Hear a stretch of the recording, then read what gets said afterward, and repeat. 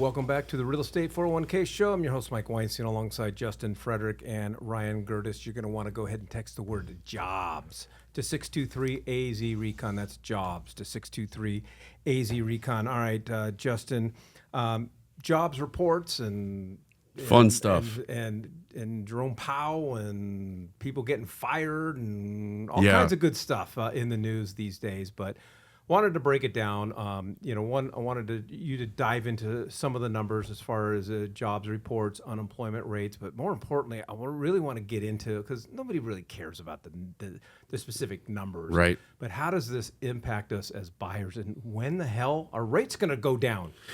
So that's hard to say, but this is kind of the stuff that we've been waiting for, because it shows weakness in growth and economics.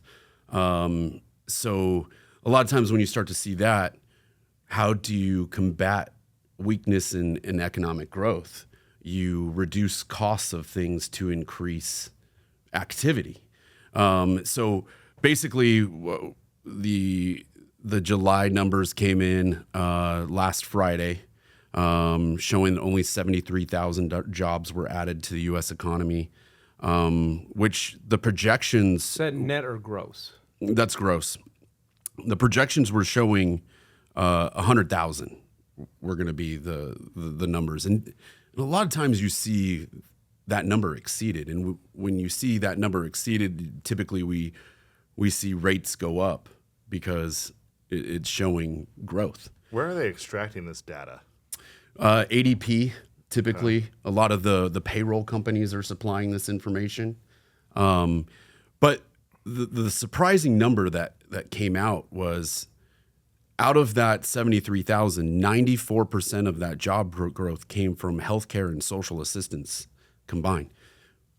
Those healthcare and social assistance. So parents, if you're looking for a degree for your kids. Yeah, there you go. Yeah. Healthcare and social assistance has nothing to do with economic growth. So that number is a wild number. Also, when this job report came out, they revised the June numbers down by 125,000. So and then also the May count fell to just 19,000 new jobs. So we're in the last 3 months, we've seen a lot of revisions to the jobs report, and a lot of times what happens is if a company is showing a job posting, because a lot of it is remote these days, they'll post jobs in multiple states. So those multiple job postings are counting multiple times as a job. It could be one job, but it's posted 50 times. In 50 states. Got it. You know? And so these are screwing up our numbers. So those were big, but some of the other data that was coming through, if you look at some of these charts, the U.S. wage growth has been falling since March of 22 significantly. The job numbers have been falling since March of 22 also. Also, the unemployment rate has gone up to 4.2%, which it's been going up, and this is long-term unemployment, since December of 22. So this is kind of the data that we need to combat inflation and also show. I'm not feeling very encouraged right now. But this right. It's one of those things that it's not encouraging, but it helps us with housing markets. If you look over the history of housing markets, the only housing market that hurt the housing market was 2008, which was caused by housing, so recessions, I mean. Now the GDP is still doing well. GDP is doing awesome. It's at 3%, but these job numbers will have long-term effects on the GDP. So you want to stay in front of that. So one of the biggest things that was in this article is the future traders raised the odds on the rate cut for the meeting in September from 40% to 75.5%. Now, that's in the hands of the economist and Powell, an attorney, to make that decision. And this should start a trend of reducing interest rates. This specifically should start a trend with these, because these numbers are really low. Mm-hmm. These numbers are really low. So this, you ask, like, are the rates going to go? We don't know, because this is in the hands of Powell, and we've seen Trump get upset about Powell's decision making so far. Even prior to taking presidency, that was one of his biggest griefs. And I think that he selected Powell in his first term, which is the funny part. He's even talking about borrowing money from international markets. My whole thought process here is number one, there's always a lag time. So you see unemployment, and then you might get a reaction a year, 18 months later, before the Fed finally says, "Oh, well, maybe we ought to do something." We should have done something. Okay, so what should be the lag time? Well, we should have already been seeing the lag time, because we've seen unemployment rise, and we've seen job creations continuing to decrease for years.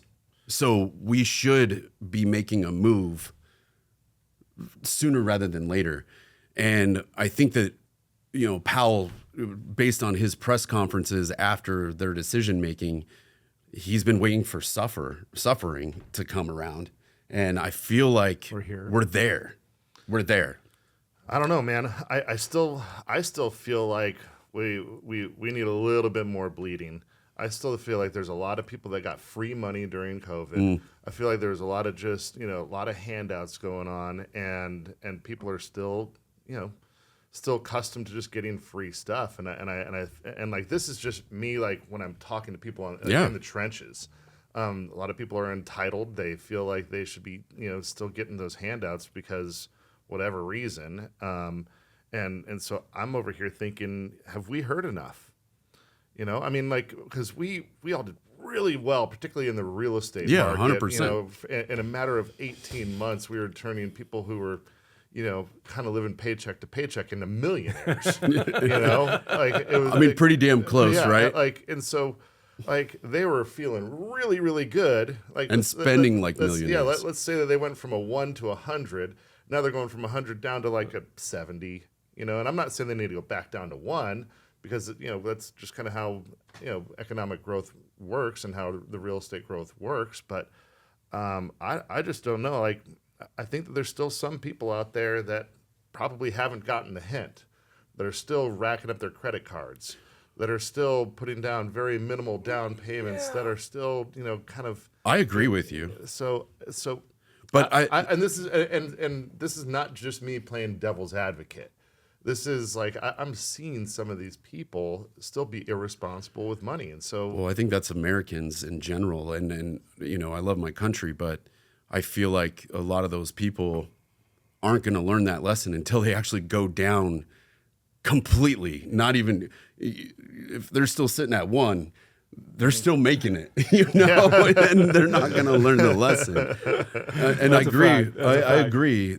I feel like, Mike, you feel this way too, but we shouldn't be giving handouts to people. You got to make it on what you do. No, and listen, if you're a 1 and you're shitty with your finances and shitty with your credit, all of a sudden getting $1 million doesn't change your spending habits and whatever. You just it doesn't change. It band-aids it. Yeah, and then and if you're shitty with your credit and shitty with your finances, doesn't matter how much money we give you, you're going to wind back up being down at the bottom of the barrel. But I think to your point, Ryan, my only challenge to your line of thinking here is that real estate itself is such a driving force in the U.S. economy, and so we could say, hey, yeah, we want to see more bleeding, and people didn't handle their finances well, but the housing market has slowed down. Permits for new builds have slowed down,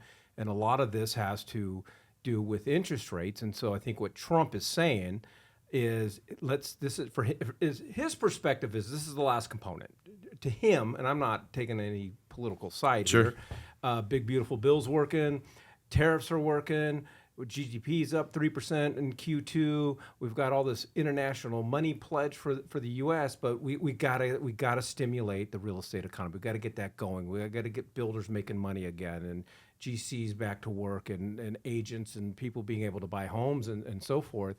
And I think for him, that's the missing component, and I think that's why he's being so impatient with Jerome Powell, because Trump wants it now. Let's get rocking and rolling. But the most fascinating, and we've said this a million times, and it boggles my mind that for us to benefit, to have lower interest rates, and for those of us who can afford homes, we need suffering. Like the worse the unemployment rate is, the worse the jobs report is, the better the rates. It boggles my mind. I've never been able to wrap my head around as to why that is when we drop interest rates, because let people buy, let people be able to afford to buy. Well, I would also challenge how many qualified applicants came through. Okay, so we had 73,000, right? Or no, I'm sorry. 73,000 was the increase in the job market. And we wanted to have just above 100, right?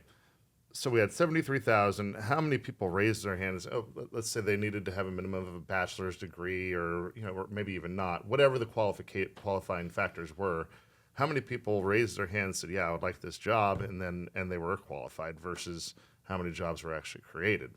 I don't think that they're looking at that number close enough, because I think that I think that there's a lot of people that are sitting on the sidelines. I think there are a lot of people that are just, either being lazy or enjoying unemployment. You mean? Yeah, enjoying unemployment. Yeah, I mean, there's 2 million people on unemployment right now. And my 2 million. My two sons they're enjoying unemployment. Yeah, my oldest is in Japan right now. Everybody that I know that's out there hustling, they're getting headhunters calling them all the time. Yeah. Shit, all three of us get phone calls all the time every day to go work for them, and so I got to sit here and think that, all right, well, they're like, all right, instead of putting out more jobs, why don't we take the human capital, the assets that we have, and be more efficient with them? And that's generally how you run a good business. Well, so I'm not. And the question, I don't know if you know the answer, but kind of where Ryan was going with this, like, what is the definition of a job creation? Is it just replacing somebody that's left, or a company is growing, or a combination of a company is growing? So you're not replacing somebody that's left. You're creating. It's a new job that's posted. It's a new job, not replacing a previous employee that somebody retired or maybe went to a different company. It's a new job that's created. But I get what you're saying, Ryan. And we can't control the laziness in the country. And I'm not trying to be a negative. No, Nancy here. you're not. You're not. You're fine. It's just Gerdes 28. It's got a great ring to it. America, get off your lazy asses and get to work. I feel like it'd be, if you're on unemployment, I feel like you should be picking up trash on the side of the road for us. For sure. Or something. Do something productive. We're giving you money. You need to do something for this. And not just putting in applications for jobs and proving that you're putting in applications for jobs that you're not accepting. Sure. And I think a lot of people would agree with that. It's the people that take advantage of the programs that are out there. I get that there's people that can't get jobs in specific areas or lines of work, but if I lost my job today, I would go work at a restaurant. I would go shovel shit to provide as much as I could for my family while continue. Right, but everybody's not like that. What would you do? You lost your job today. What would you do? Because I'm going across the street to the corn dog place. I just got to verify. You would get fired because I got to verify the employee discount. You'd be slamming throat rockets all day long. I'll tell you what I did back in 2008 when the market crashed. Found out, Christine's pregnant and my entire book of business fell out. I went and I got a job starting at 4:00 in the morning, going until 2:00 in the afternoon over at University of Phoenix. I was doing enrollment, and then I was selling real estate very unsuccessfully from 2 to 6. I was like 24, 25 years old. I didn't know what the hell I was doing. And then at night I delivered pizzas. So I was working 18, 19 hours a day and rinse repeat, did that 6, 7 days a week, or 5, 6 days a week. And and I'll do it again tomorrow. I've been broke. Been before. there. I've Done been that. broke before. I know exactly Yep. what it's like, and I know exactly how to dig myself five. back out of it. You know. Yep. Corn dog for you, corn dog for me. You would be fired. You would eat half of their gross product. Where's all of our assets? Yeah. It's in Mike's belly. Yeah.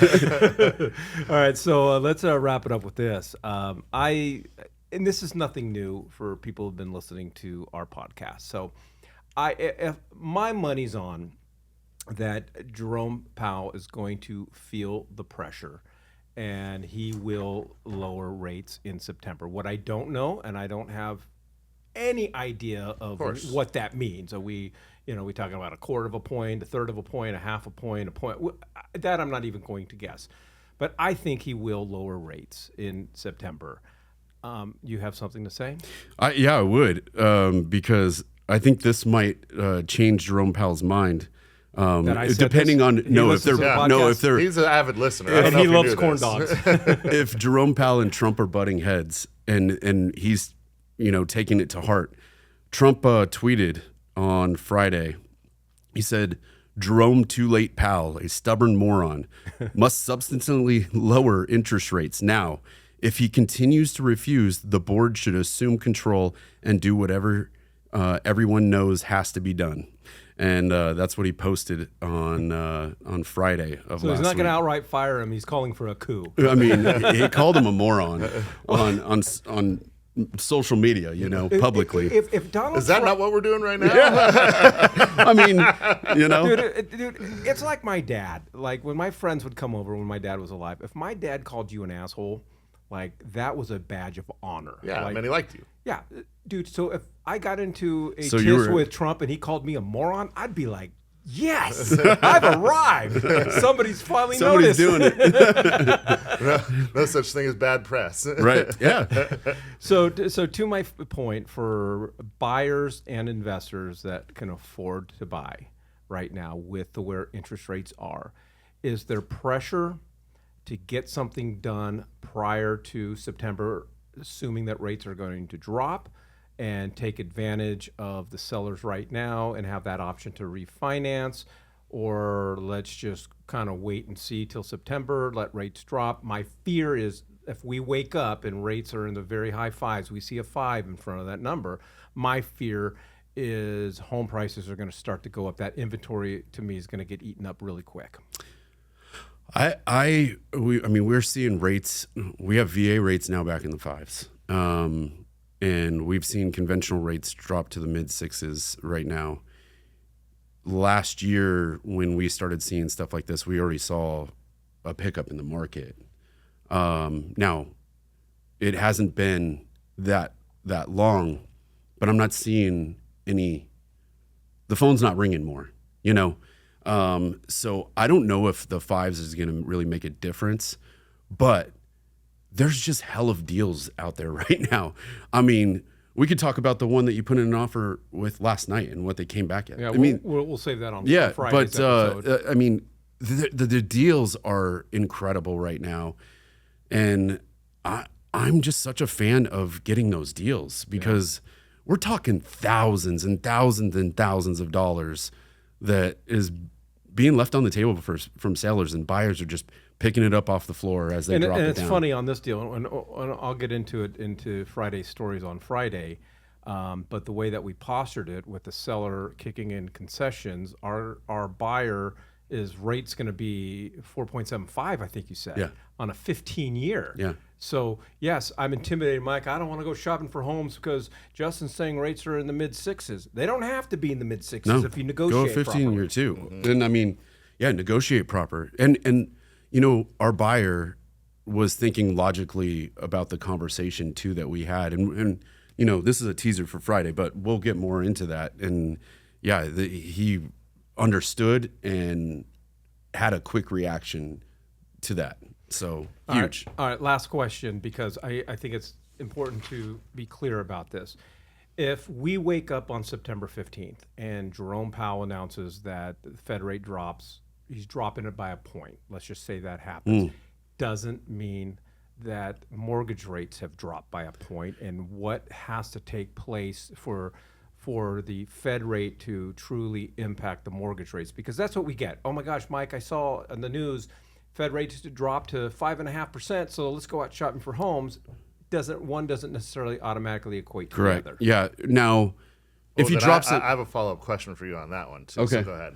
So if he drops it a full point, that's a big number, and you're going to see consumer confidence just go really high because they're going to know. When I say consumers, investors, companies that invest as well, they're going to be excited because it's going to be cheaper for banks to borrow money and come out with new things and move more money around. So you'll see consumer confidence go up, and you'll see the mortgage-backed securities, they'll go up, and so we'll see better rates. So if they drop it a quarter, it's probably going to stay pretty level. It's not really going to have any impact on mortgage rates, and you might see a little bit of the 10-year Treasury fall because people will get more confident and put money into stocks, which will then make mortgage-backed securities go up. Really, what we got to see is just more consumer confidence. We got to see more money flow around and less. We need less stability to get rates to go up. Ryan? Well, so it's kind of a tricky question because once we start going down we could go down a rabbit hole on it, and I don't want to do that. Yeah, we don't please. have a whole lot of time. Is it better to drop interest rates or to increase income? Well, I think in like a respective term, right? Yeah, So and respectively. I mean, I feel like the U.S. needs more income. If you look at the history of income, we're rather low, and affordability is tough. But I would like to find a way to drop interest rates to make things more affordable on the housing side, but keep inflation down. And I think that's the hard. Mm-hmm. That's what's so hard, because if you keep interest rates low on housing, then they start building more homes because then people start renting less, and they're buying more product. Inflation will tend to be affected by that. So it's really that's a really hard one for me, not being an economist. So I don't know. Okay. Is that fair? That's fair. Well, Okay. I'll say this. I need more income. You wouldn't believe how expensive corn dogs are these days. And your kid being in Japan. All right. Well, we've talked about the incredible opportunities out there for buyers right now if you're working with the right team that knows how to not only negotiate but posture deals. You don't have to be intimidated by a 6.6 interest rate. We can put you into a program, negotiate at the seller's expense, and get your interest rate pretty darn low. All you got to do to start that conversation is text the word job to 623-AZ-RECON. That's job to 623-AZ-RECON, or just type the word job in the comment section.